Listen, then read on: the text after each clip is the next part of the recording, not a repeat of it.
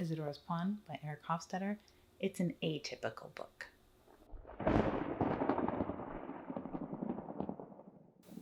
Isadora's Pawn is a novella or a short story, a long short story or short novella. I don't know the word count, but it seemed shorter than a standard novella. But it is part of this short, sharp shocks book series, and there's quite a few of them. So if you're into these short books, then this is a pretty good contender. Oren meets Sky on his way to a new job in Spain.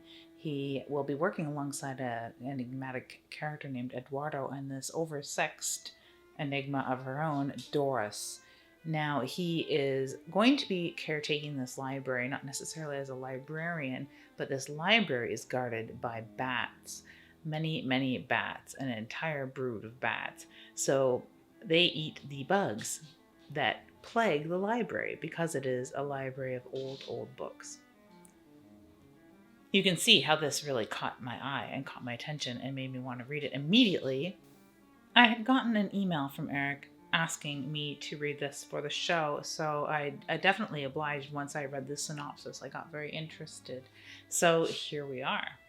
So thank you, Eric, for sending it. It comes out just recently, May of this year, from Domain Publishing UK.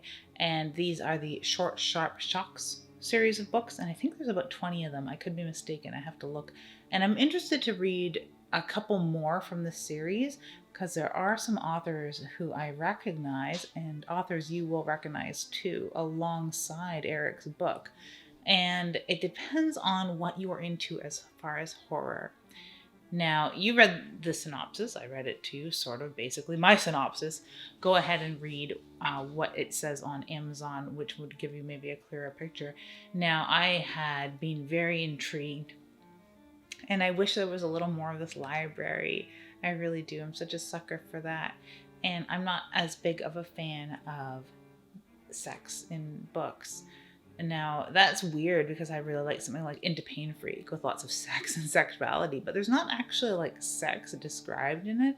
I'm more into like abnormal and kinky ideas of human sexuality. And I could talk about human sexuality until my fucking mouth fell off, but sex itself is just not my thing. So there's that's my own thing with horror. There's a lot of people who turn to horror for the sex, and there were times in my life when I definitely did too, and there's certain passages in Stephen King that many other young women had underlined, I'm sure. But, I guess that time has come and gone for me, and I'm more of an asexual type person when it comes to my books. And it's part of the plot. So it's important in this plot. But it is a fun story. And what I will say is I would love to see this as a graphic novel. It would make a perfect graphic novel, and it has sort of a noir feel, which I really enjoyed, and the mystery going in and the attitude of the main character is very at home with like a private detective. And I haven't read a lot of Eric's other work, so I'm wondering if there is any like extreme horror crime going on in there, because I think you'd really like lend a great voice to that. I did enjoy the dynamic between Sky and the main character. It's a really short book, so there isn't a lot of time for that relationship to gestate, but it was interesting as it progressed in the short time that it did.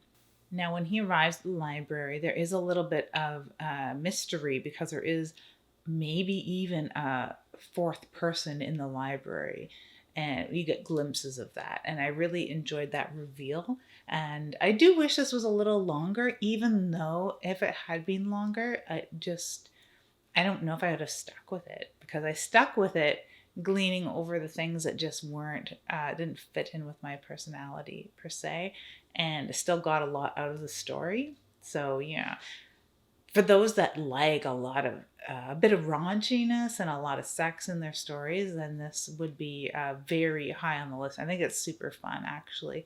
And it's not really high on the gore either. So people who aren't gore hounds might really like this.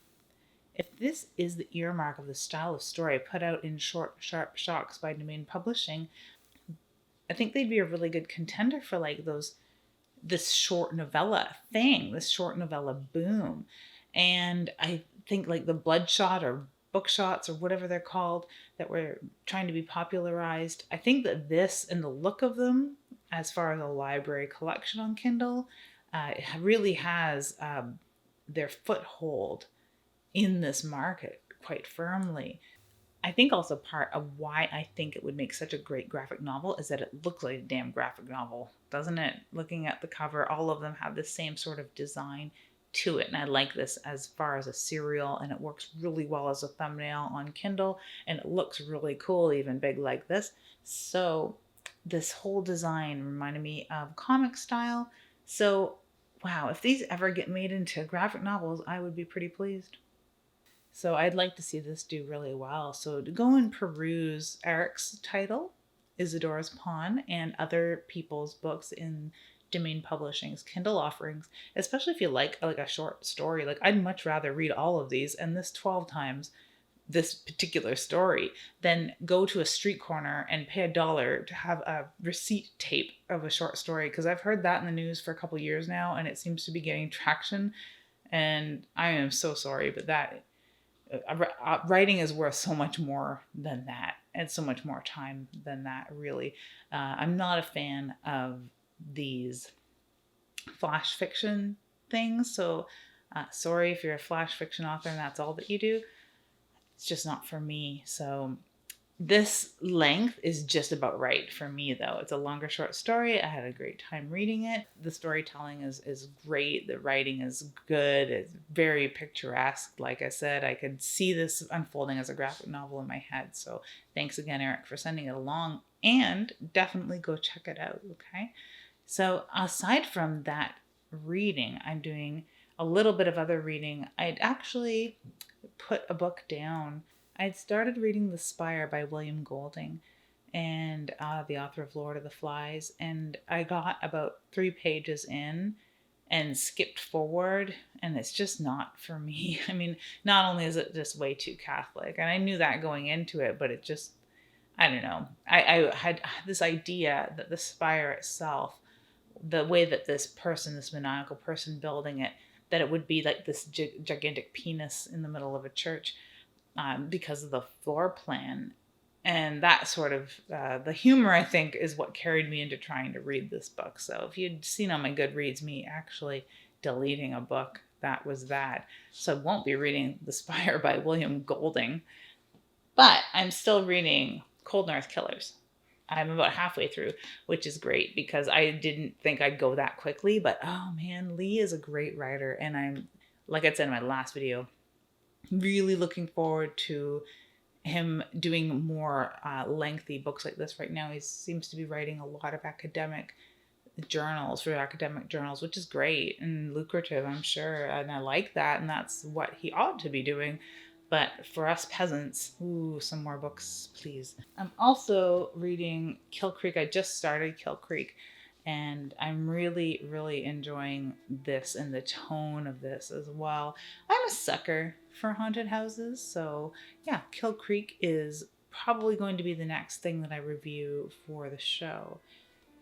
In the meantime, I'm going to be thinking about doing some more AuthorTube videos. I already have one that I've recorded on doing short stories, and there may be another one like that, maybe tools for short stories, but I also want to do a video on writing a brief bio and writing a book blurb summary of your story, the back cover copy.